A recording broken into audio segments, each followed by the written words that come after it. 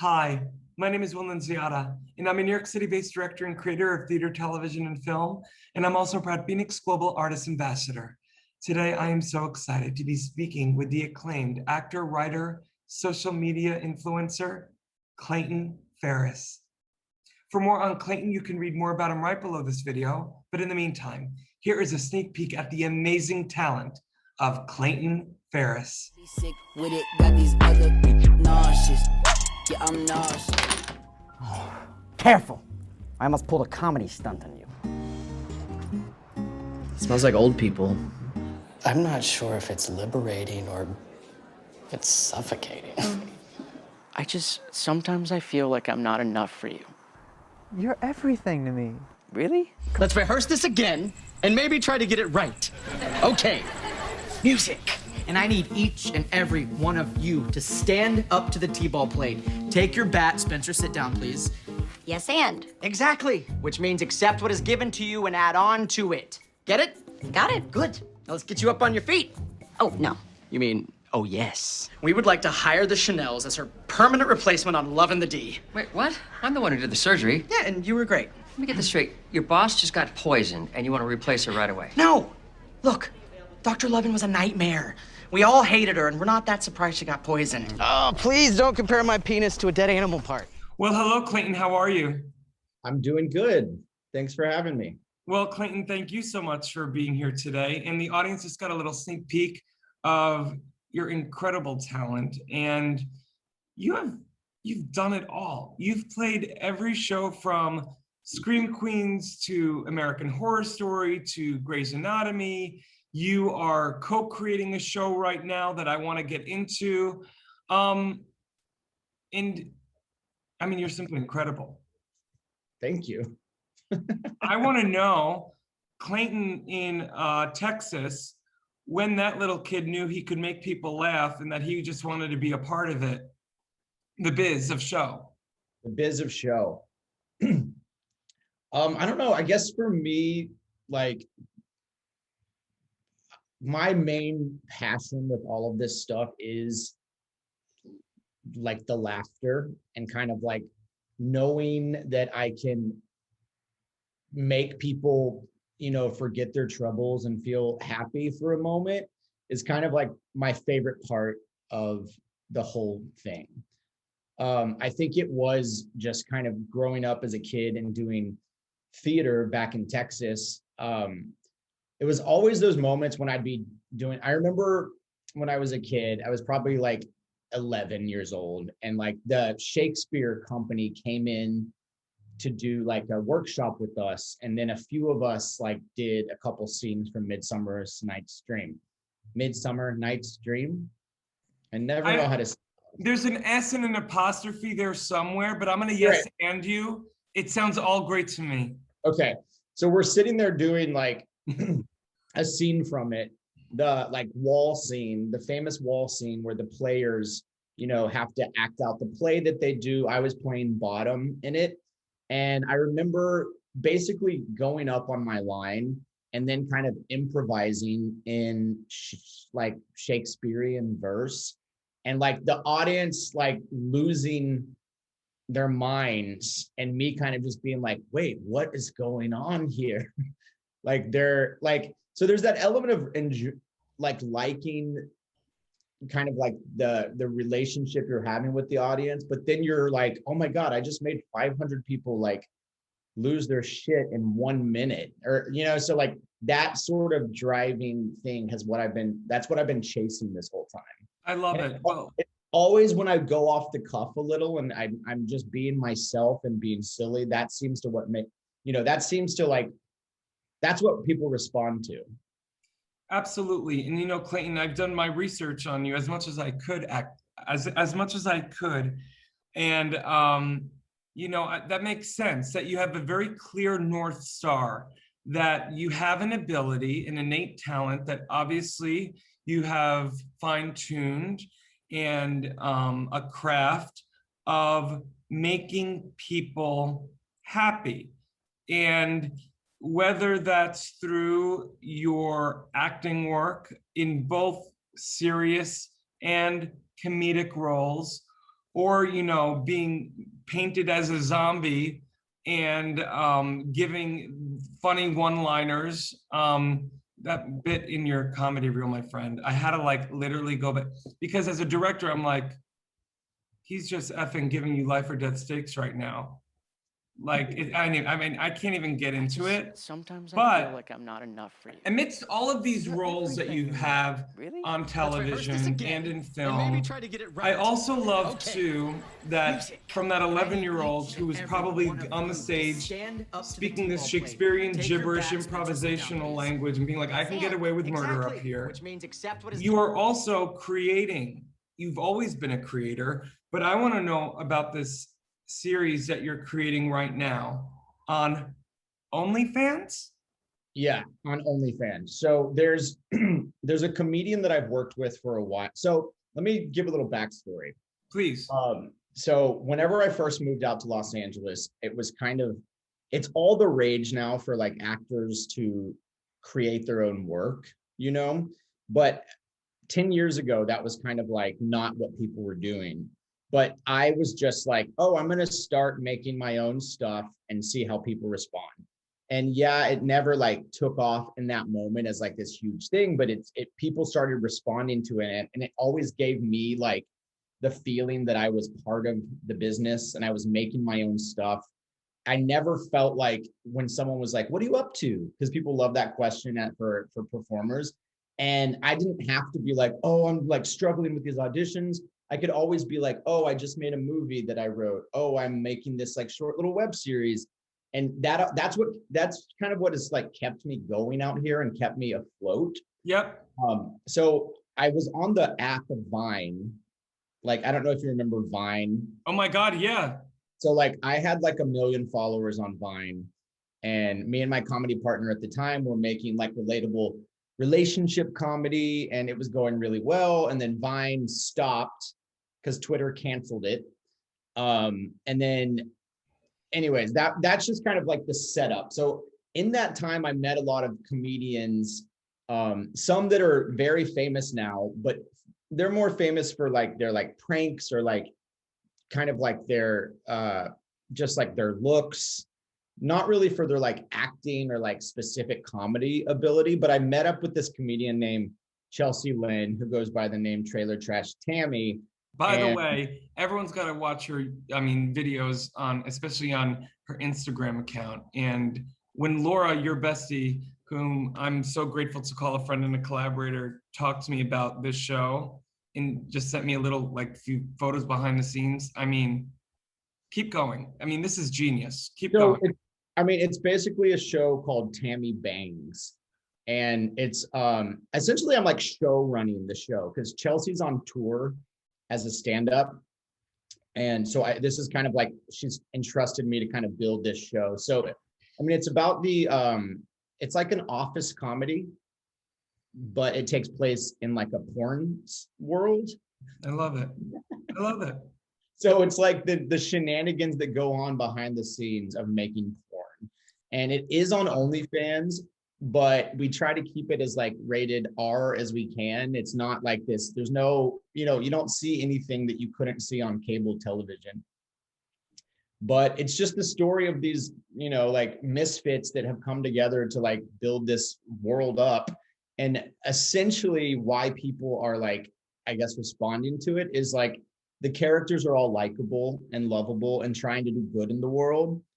And it's also I've recommitted myself as a creator and as a performer recently to only bring joy. Like I'm only going to make stuff that brings joy. So I don't avoid politics necessarily, but I don't think that that's my like voice. Yeah. I think what I can offer the world is an escape and a place to just like turn to and laugh and be silly and remind yourself that life should be fun. Yeah. And that's my commitment to my work as a creator for the rest of my life. But Clayton, to know as someone so young, such a clear North Star, but also knowing your lane, right? I mean, I know that you probably live like this too when you're in a creative setting. For me, it's like always best idea wins, but also knowing when to surround yourself, which should be always, with people who are smarter than you and who know more than you. And the fact that like, it wasn't until for me personally as a director and a creator, and it was your best friend Laura who helped me so much this past year, and when we've been working on our projects together, I've learned that there is actually power in saying I don't know, and also power in saying I can do 3 lanes, but this lane in the middle is my sweet spot. And how, you know what I mean? And it helps you as an artist also funnel your energy only into the projects that you'd be able to commit 110% into. Yeah.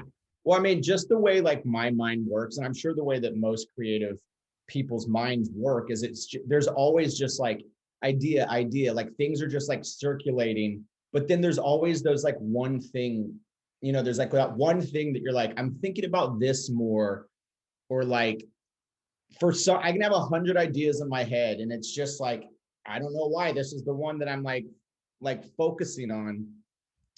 So I don't know if that's kind of what you're saying, but. Well, absolutely. And I think once you've, as an artist, put your mindset toward a thesis statement, a North Star of, like you just said, for the rest of my life, I'm gonna only be a part of and create things that bring people joy, but it's also a specific joy. And that's what you're putting out there vibrationally. But that's also something that, like, when you do come and think about these 100 to 1,000 ideas a day, those 1 or 2 are gonna, the ones that you end up doing are gonna naturally go to the top because that's the vibration you're putting out, you know? Yeah.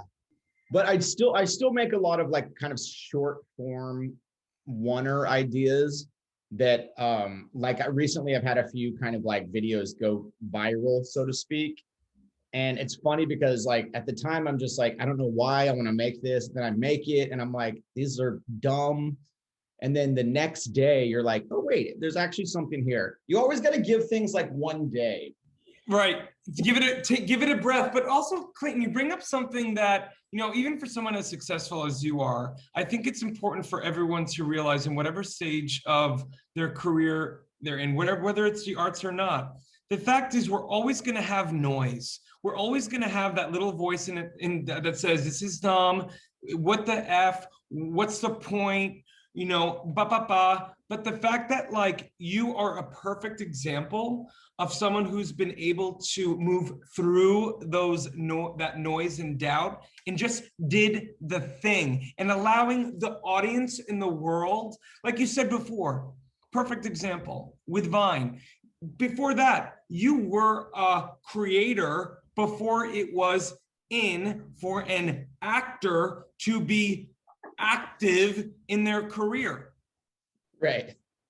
Did you just like what I did? I loved it. Wow. And should I be insulted? No, I mean, it's just like, because we were talking off camera earlier, like, what is an artist, or like, what does it mean? So Yeah. there's so much hullabaloo and like noise, so to speak, that comes with actors, especially because you're like, okay, a lot of people see acting as like the rewards of people, like, especially if you're like a well-known actor or you're on a show, like really it becomes about like the congratulatory aspects of like, you were so good, we're going to pay you a lot of money, you know, and people want to take your picture. So you're like, oh, that's like the reward of acting. And like, without sounding cheesy, it's like the reward of all of this stuff is like, it is the work. That's right. And it really is like what it is to be an artist is like doing the actual work, doing the thing, and then like putting it together. And then people's experience of it is that's not what it is. That's just a great side effect of it. Well, and I think you bring up also a really good point in why so many people, the kids these days, they just want to have their quick fame. They want to have their quick filtered selfie because all they're seeing are the step and repeats. Right. The actors on front of People magazine, them receiving an award. These are very small moments that people don't realize that's a tip of an iceberg with a body and a foundation of hard work, blood, sweat, and tears, in the trenches. People are just seeing, you know, the filtered version. But I agree with you. I think the people that are lifers in this industry are the ones that are genuinely have a obsession with the collaboration in the work in the trenches. Right. And you always have that fear of like, oh, I guess like, even if it's like a little video, I'm like, I guess I peaked with that last video, or I guess I peaked with that last thing I made. Like, I don't think I can do it again. And then it's like, no, you just go back to the basics of like, you know, just like go back to the foundations of why you want to do it, why you're doing this. And you can like, you know, you can make something good every time if you're coming at it from that, like that place of giving something to someone. Like you're giving, like it's easy for me to do this and talk about it because I'm like, even if it sounds crazy, like I'm like, oh, when I make something funny, I'm giving that to the world as a gift. Like that sounds so cheesy. No, it doesn't. But at least I know people will be like, it'll bring people like joy. But Clayton, look, I can speak with you forever. You know, I want to be respectful of your time, but I do want to button the interview with this. You obviously are a man about the work, but also there's a spiritual nature to you as a human being who lives in gratitude, who understands, like truly understands that you were born with a gift, literally and figuratively, and you are actually taking the time to wanting to give it away, not for your brand or not for, you know, this is what's going to get me more likes and follow. No, like genuinely, the fact that that is your why, and to have a strong why every day when you get up, as great as the day begins or as bad as it begins, your strong why is, I mean, it's incredibly inspiring, really, just speaking with you about it. It's a nice reminder for me too, and for anyone out there, any artist, any person. Yeah, that's amazing. Thank you.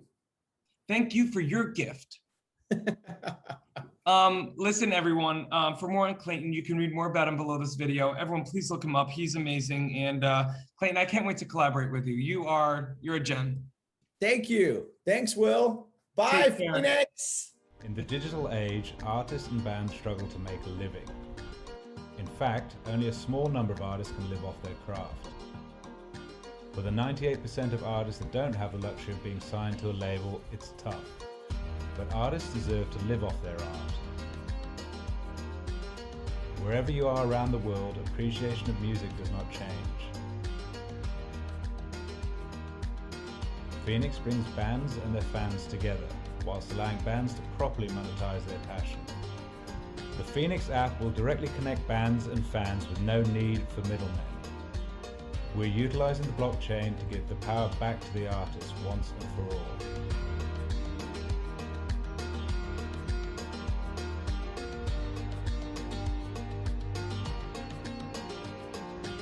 Join FENIX, join the change.